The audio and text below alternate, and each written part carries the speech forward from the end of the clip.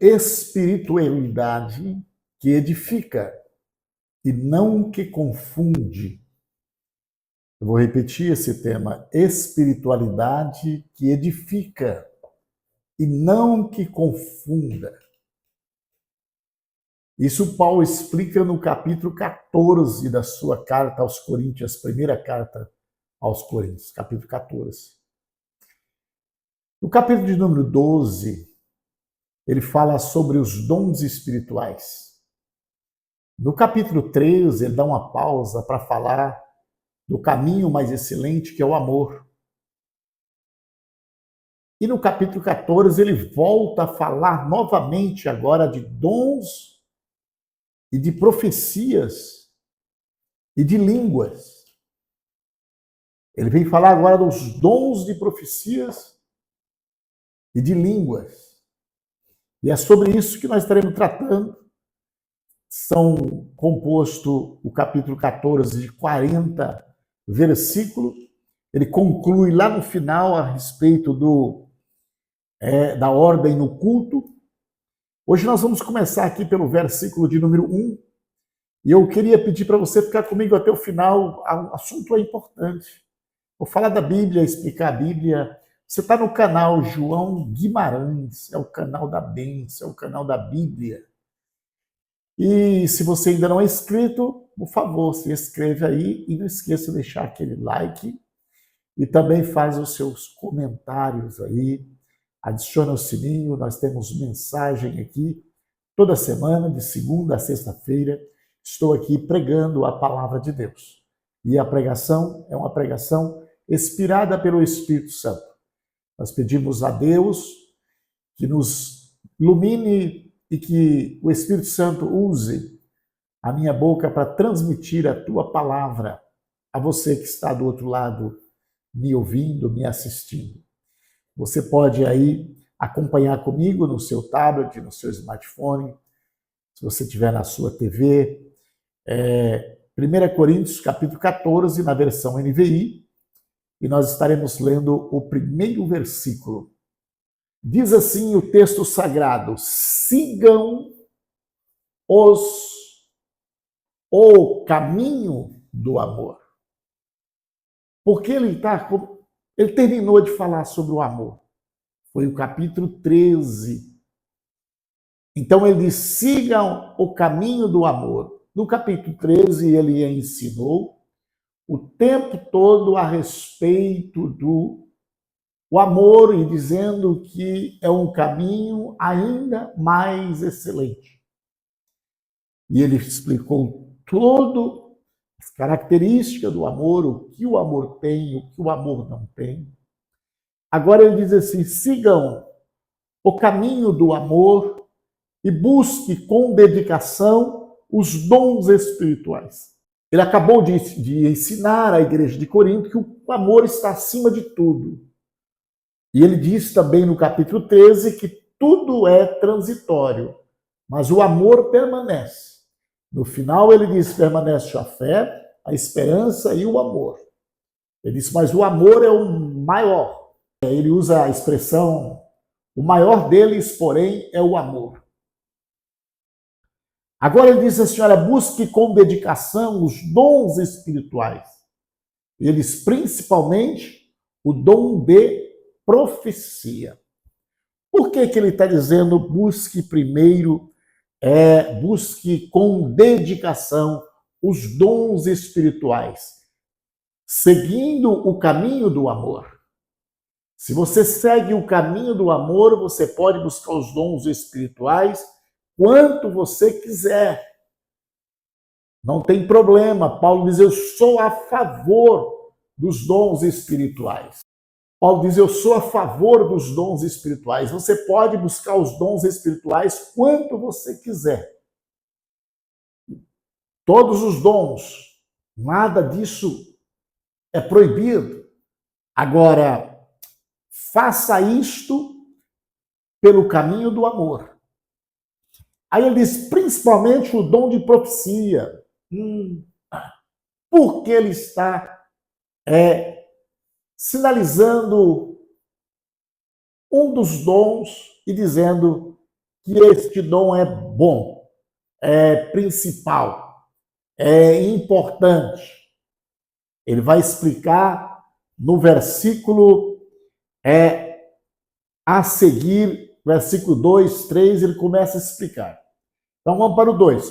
Pois quem fala em uma língua, não fala aos homens. Então, entre a língua, o dom de língua e a profecia, é o que ele trata agora. É sobre o dom de língua e o dom de profecia, que ele vai tratar no capítulo 2, no versículo 2 e no versículo 3. Ele diz: pois quem fala em uma língua não fala aos homens, diz, mas a Deus. Muito bem. Que maravilha falar a Deus. Aí ele coloca um ponto final. De fato, ninguém o entende. Porque em espírito fala mistério. Então, o indivíduo está orando a Deus e falando em mistério com Deus. Ele está falando com Deus. Quem está em redor não compreende o que ele está falando. Logo, esse dom de orar em língua, ele é edificante a si próprio. Ele se prende só para você. É um dom espiritual que você tem. Excelente dom. Busque este dom. É muito bom falar com Deus em mistério com Deus. Quando você está falando em mistério com Deus, ninguém entende, nem você, nem alguém está por perto, nem Satanás sabe o que você está falando. É mistério de Deus, você com Deus. Agora, há um outro dom, o qual Paulo está recomendando que ele é principal, que é o dom de profetizar. O que esse dom faz? Aí ele diz assim, ele terminou de falar do dom de língua, agora diz, mas quem profetiza o faz para edificação. A edificação. Primeiro, edificação. Segundo, encorajamento. Terceiro, consolação. Então, quem profetiza faz para edificar o próximo, a igreja, encorajar a igreja, consolar a igreja. Logo, profetizar é um dom, mas é principal. Porque o dom de profecia edifica você só. O dom de profetizar edifica a igreja, encoraja a igreja e consola a igreja. Então, Paulo está dizendo, quem tem o dom de profetizar é mais importante do que quem tem o dom de língua, porque o dom de língua é bom, porém se edifique só a você. Não o próximo, não a igreja, não os que ouvem. E o verso 4, ele diz assim, quem fala em língua, a si mesmo se edifica, mas quem profetiza, edifica a igreja. Então ele explicou porque que ele colocou o dom de profecia como um dom principal. Porque este dom edifica a igreja. Pois bem, mas o que é dom de profecia? O dom de profecia, ele tem duas vertentes importantes. A primeira, ele está trazendo a palavra de Deus para a igreja, para edificar, para encorajar e para consolar. Então ele está ministrando a palavra de Deus à igreja. Ele está edificando a igreja com o quê? Com a palavra de Deus. Ele está encorajando a igreja com o quê? Com a palavra de Deus. Ele está consolando a igreja com o quê? Com a palavra de Deus. Então, quem prega com aplicação da palavra, você é um profeta. Você está profetizando. Então, você é profeta. Você está fazendo a aplicação daquela mensagem, você é um profeta. Isso também é um dom. Então, você está edificando a igreja através da palavra que você está transmitindo, que a palavra é a palavra de Deus. Você está encorajando a igreja através da palavra que você está transmitindo. E você está consolando a igreja. Você é um pregador? Sim. Você é também um profeta. Segundo lugar, profetiza aqui. É também quando Deus dá uma palavra espontaneamente. Aí já não é o sermão que você trouxe, que você elaborou, que você estudou, que você orou, que você buscou. Não. Agora, espontaneamente, Deus te usa em profecia e você profetiza para a igreja. Você é profeta também. A gente chama de uma palavra rema. Deus te usou e você transmitiu a palavra para a igreja. Você profetizou para a igreja. Você é profeta. Tem esse também na igreja? Tem.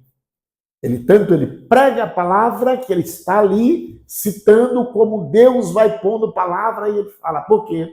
Porque você pega um versículo e você começa a falar nesse versículo e às vezes você fala muitos minutos nesse versículo e muitas palavras que você nem imaginaria que você falasse. Ali você é o profeta. E às vezes você dá uma pausa no que você está pregando e Deus te manda uma palavra e você entrega para a igreja. Você é um profeta. Então, foi explicado, profeta edifica a igreja. Paulo diz, o dom da profecia é principal. É importante. O dom de línguas, ótimo também. Porque quem fala em língua edifica a si mesmo. Legal. Mas quem profetiza edifica a igreja. Aí ele vai no verso 5 dizer, gostaria que todos vocês falassem línguas, mas prefiro que profetizem. Ele já explicou sobre isso. Quem profetiza é maior do que aquele que fala em línguas.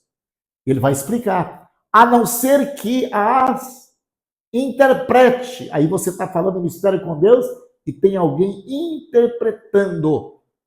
Então você está edificando também a igreja, está consolando, está encorajando. Para que a igreja seja edificada. Verso 6. Agora, irmãos, se eu for visitá-lo e falar em línguas, em que serei útil a vocês? Vocês não vão entender o que eu estou falando. A não ser que eu leve alguma revelação, ou conhecimento, ou doutrina, ou profecia. Caso contrário, a minha visita não tem valor nenhum. Verso 7. Até no caso de coisas inanimadas que produzem sons, tais como flauta ou cítara, como alguém reconhecerá o que está sendo tocado, se os sons não forem distintos.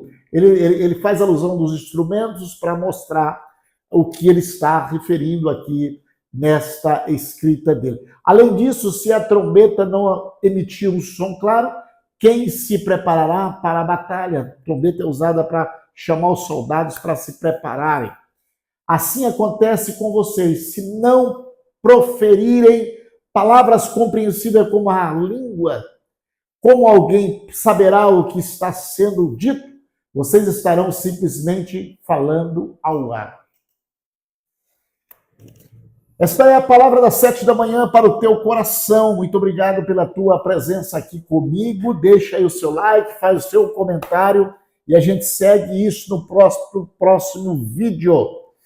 Estarei orando por você. Querido Deus e bondoso Pai, no nome de Jesus, te dou graça porque o Senhor é bom e eterna é a tua misericórdia. Vem, Senhor da glória, alcançar pessoas, Senhor, com o ensinamento desta palavra, que seja, Pai amado, de edificação para cada um, em nome de Jesus. Amém.